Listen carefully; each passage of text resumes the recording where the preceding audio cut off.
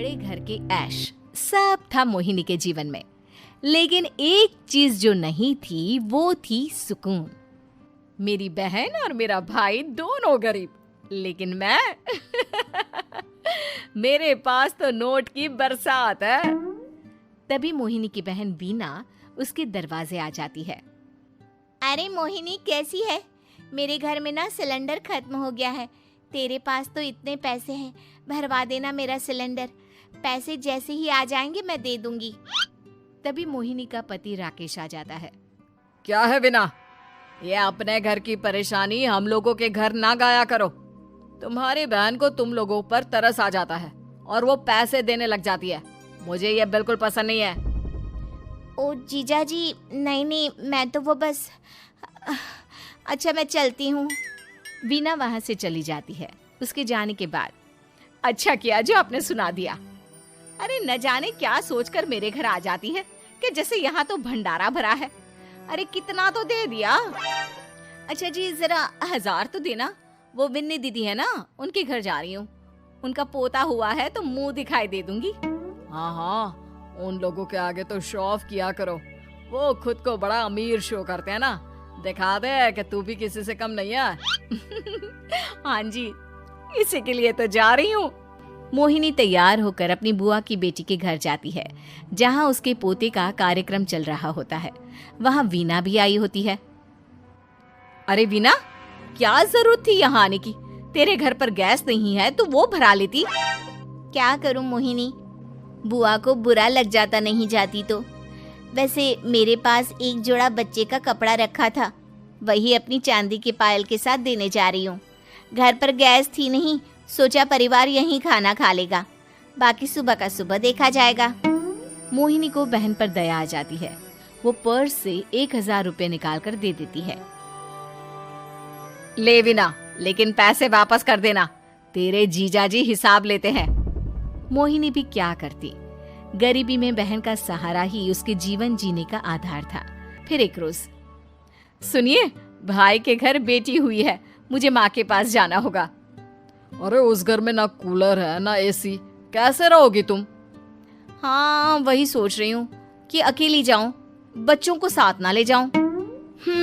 चली जाओ, लेकिन ये जो तुम अपने गरीब परिवार से मिलने चली जाती हो ना, मुझे बिल्कुल अच्छा नहीं लगता। पता नहीं मैं भी कैसे मैनेज करती हूँ, लेकिन क्या करूँ। मोहिनी भाई भाभी के घर आती है। मोहिनी, कैसे आना हुआ? तू यहाँ हम लोगों के घर रह लेगी या फिर किसी होटल में रहेगी? क्या हो गया है माँ? मोहिनी को क्यों ऐसे बोल रहे हैं आप? अरे तू नहीं जानती अपनी ननद को, पैसे वाली है ना, तो ऐड कुछ ज्यादा ही है। मोहिनी को माँ की बात का बुरा नहीं लगता है, क्योंकि उसे पता ही नहीं चलता कि माँ उसे जली कटी सुना रही है। वो भाभी की बच्ची के साथ लेन देन करती है और वहाँ से चली जाती है। उसके जाने के बाद, माँ, क्यों आप मोहिनी को इतनी सारी बातें सुनाती हो? भाई का बेटा बोल पड़ता है। माँ, क्योंकि दादी जानती है कि बुआ के अंदर घमंड है। सही बोल रहा है मोहन। बहू भले तुझे ना दिखता हो, लेकिन मुझे और मोहन को दिखता है कि वो कितनी घमंडी है। मोहिनी मायके आती है, जहाँ गरीबी के कारण चीजें कम होती हैं। इस मोहन के बच्चे को काम पर लगा दो ना, किसी दुकान या किसी होटल में। बर्तन धो लिया करेगा, कम से कम 4 पैसे और आएंगे घर में। देख मोहिनी, माना तेरे पास पैसा है, लेकिन तेरे भाई के दिन इतने भी बुरे नहीं चल रहे कि वो अपने बच्चे की पढ़ाई रुकवाकर उससे बर्तन धुलवाए। मोहन माँ की ओर देखता है, जैसे आंखों से बोल रहा हो, देख लिया बुआ का हाल। हाँ मोहिनी, बात तो सही है, लेकिन अभी मोहन को पढ़ना है। आखिर तुम भी तो अपने दोनों बेटों को पढ़ा रही हो ना।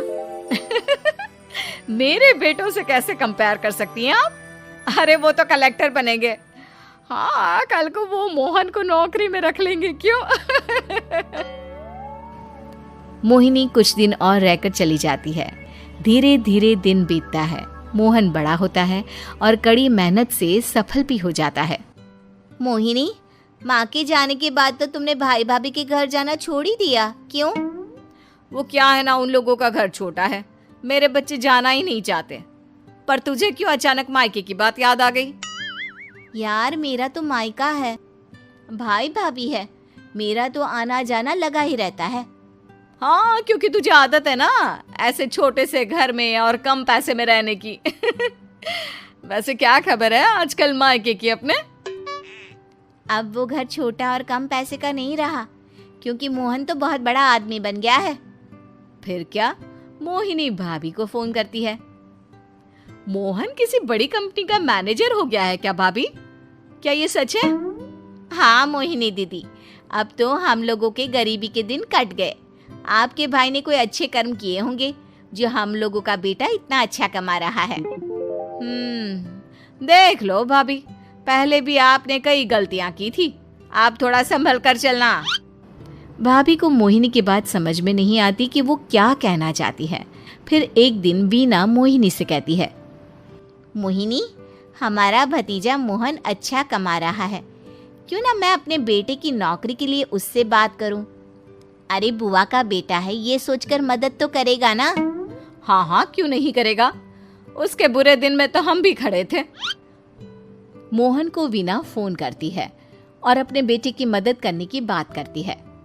हाँ हाँ बुआ, क्यों नहीं, आप सिद्धार्थ को भेज दें, मैं अपनी ही कंपनी में उसकी नौकरी करवा देता हूँ। दिन बीतते हैं, अब वीना के हालात भी अच्छे हो जाते हैं। क्या बात है वीना, तूने भी कार ले ली, वो भी इतनी अच्छी? हाँ मोहिनी, अपने भतीजे के कारण तो हम लोगों के दिन अच्छे हो गए। उसने सिद्धार्थ की नौकरी लगवा दी है, वो भी शानदार। ठीक है, लेकिन पैसे ख्याल से खर्च करना। वो क्या है ना, पैसे आने आसान है लेकिन संभालने मुश्किल। मोहिनी घर पर अपने पति से बात करती है। देखो ना, सबके पास पैसे हैं, एक वक्त था जब मैं ही अमीर हुआ करती थी।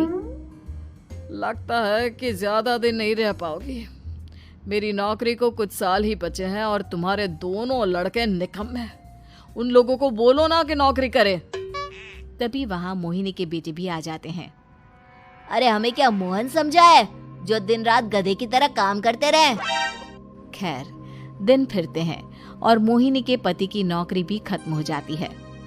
मोहिनी क्या करे, थोड़े से पैसे में गुजारा नहीं हो रहा है। तो क्या करे, मेरी समझ में कुछ नहीं आ रहा। मोहन को बोलो ना कि वो इन दोनों के लिए नौकरी देखे, जैसे सिद्धार्थ के लिए नौकरी देखी है। मोहिनी क्या कहती, उसे अपने वो दिन याद आ जाते हैं जब उसने भाभी से मोहन को नौकर बनने की सलाह दी थी। क्या हो गया, क्या सोच रही हो मोहिनी? यही कि वक्त कभी भी किसी का भी पलट सकता है, ऊपर वाले से डर कर रहना चाहिए। मॉडर्न देवरानी। अर्पिता की शादी राकेश से तय होती है, जो एक सरकारी नौकरी करता था। अरे चाची, अर्पिता इतनी सुंदर, पढ़ी लिखी और मॉडर्न लड़की है, फिर कहाँ आप इसकी शादी ऐसे घर में कर रही हैं? अरे लड़का सरकारी नौकरी करता है, इंजीनियर है, खूब कमाता है, खूब मेहनत की है लड़के ने इस नौकरी के लिए। अर्पिता भी राकेश को पसंद नहीं करती थी, लेकिन पिता ने हाँ कर दिया तो शादी के लिए मन मारकर तैयारी कर रही थी। हाँ माँ, चाची ठीक ही तो कह रही हैं। पता है मेरी सहेलियों के पति कितने मॉडर्न हैं। अरे देख बेटा, तू मॉडर्न है ना, वो पढ़ने लिखने वाला गांव का होनहार लड़का है, तू जैसा रखेगी रहेगा। अब तक कोई उसकी केयर करने वाला नहीं था, है तो सिर्फ एक भाई भाभी, और माँ पिता तो गांव में ही रहते हैं। अर्पिता का मुंह बन जाता है। वो पिता के फोन से राकेश का नंबर लेकर उसे मिलने के लिए बुलाती है। आज तो मैं उसे साफ साफ मना कर दूंगी, मुझे नहीं करनी शादी। शक्ल देखी है, ना कपड़े पहनने का तरीका है ना बोलने का। अर्पिता राकेश से मिलने जाती है। अब क्या हो गया, आपने मुझे अर्जेंट मिलने को बुलाया, सब ठीक तो है ना? हाँ सब ठीक है, पर मैं आपसे कुछ कहना चाहती हूँ, आप ना इस शादी से मना कर दे। राकेश की आंखें अर्पिता की इस बात से लाल हो जाती है।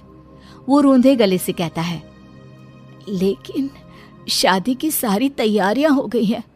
मैंने आपके साथ एक अच्छे भविष्य का सपना भी देख लिया है। ऐसा मत करिए प्लीज। माँ पिता के अलावा मैंने किसी को दिल से अपना माना है तो वो आप ही है। देखिए, मुझे आपसे कोई समस्या नहीं है, लेकिन आप मेरे जैसे नहीं हैं। मैं मॉडर्न लड़की और आप। मैं आपसे वादा करता हूँ, जब तक आपके लायक नहीं बन जाता मैं कभी आपसे बीवी का हक नहीं मांगूंगा। अर्पिता राकेश का प्यार देखकर पिघल जाती है और शादी के लिए हाँ कर देती है। दोनों की शादी हो जाती है, लेकिन शादी के बाद राकेश की भाभी, जो कि पूरी देहाती थी, ए राकेश, उठ, जब पानी भर कर ला और तेरी बीवी को बोल के चूल्हा लगा दिया है, रोटी बना ले। क्या है ये सब? और तुम्हारी भाभी इस तरह चिल्ला क्यों रही है? क्या करूं, भाभी ही खाना बनाती है और मुझे पढ़ने के लिए इस घर में रखा, तो मैं घर का सारा काम कर देता हूँ। अब तुम आ गई हो, अपने तरीके से देख लो। ये मकान तो तुम्हारे पापा ने बनवाया था ना, शहर में, ताकि बेटा पढ़ाई कर सके। हाँ, पर भाभी ही पूरे घर में रहती है। ठीक है, देखो अब। अर्पिता बाहर जाती है। सूट पहनी अर्पिता को देखकर जेठानी का पारा हाई हो जाता है। ए शहर की हीरोइन, यहाँ ना चलेगा ये सब, समझी? साड़ी पहनो, साड़ी। वो नारंगी वाली निकाले हैं तुम्हारे लिए, जिसमें हरे रंग का फूल बना है, और सीधे पहुंचो रसोई में। मेरे आगे नहीं चलेगा ये सूट बूट का नाटक, समझी? देखिए भाभी, आप बड़ी हैं, आपने राकेश की पढ़ाई में मदद की, लेकिन ये मकान इनके पिताजी का है, तो मैं अपना पोर्शन अलग कर रही हूँ। मैं आज से आपके साथ नहीं रहूंगी। जेठानी का तो मानो पारा ही हाई हो जाता है। और ऐसा कैसे नहीं रहेगी? हाँ, और कौन बोला कि राकेश अलग हो जाएगा? वो अपने भाई के बिना नहीं रहता। आज देखिए तो, देखिए कल के आई छोरी क्या बोल रही है। राकेश के साथ बात हो गई है, मैंने ऊपर का हिस्सा राकेश को दे दिया है, उसके अपनी जिंदगी शुरू हो रही है, तो अच्छा है ना कि अब रसोई भी अलग हो जाए। अर्पिता राकेश की ओर फक्र से देखती है कि उसने अर्पिता के लिए स्टैंड लिया। अर्पिता बाजार में जाकर सारा रसोई का सामान ले आती है। पिता के दिए सामान से घर सजाती है और अपने तरीके से पूरे घर की सजावट करती है। शाम को राकेश ऑफिस से आता है। कुर्ता पैजामे में राकेश को देखकर, अरे ये क्या पहना है? भाभी सिलती है ना कुर्ता, मैं सारी कमाई भाभी को ही दे देता हूँ।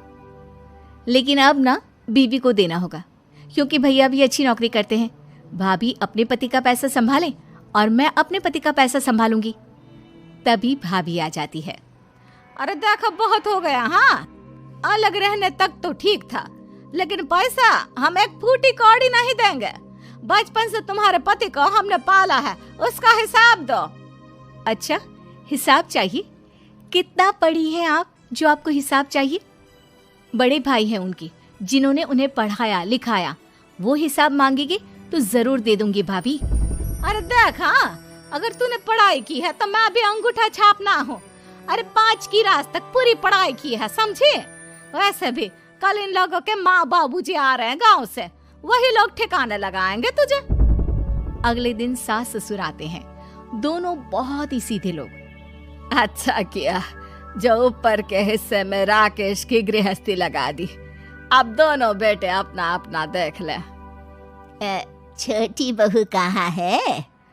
अरे बहुत ही चालाक है माँ जी, ऐसी जबान चलाती है जैसे दर्जी कैंची चलाता है। वैसे बहू तुम भी कम नहीं थी। और सुनाओ। तभी छोटी बहू सास ससुर के पैर छूकर उन लोगों को चाय और नाश्ता देती है। माँ जी, आप थक गई होंगी, मैं खाना लगा देती हूँ, ऊपर आ जाइए चाय पीकर। अरे बस बस, यही रहेंगे वो, क्योंकि बड़ी बहू मैं हूँ। हमेशा से इनके माँ बाबूजी मेरे पास ही आए हैं। चलिए माँ जी, आप ना किचन में खाना बनाइए, मैं जरा बाजार होकर आती हूँ और फिर साथ में खाना खाते हैं।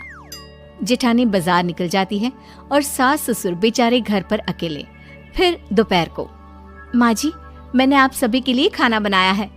माना मैं छोटी हूँ, लेकिन अच्छा लगेगा अगर आप लोग मेरे साथ रहें। वैसे भी यहाँ है कौन बेटा, चलो ऊपर राकेश के पास ही चलते हैं। सास ससुर दोपहर का खाना खाकर वहीं आराम करने लगते हैं कि जेठानी आ जाती है।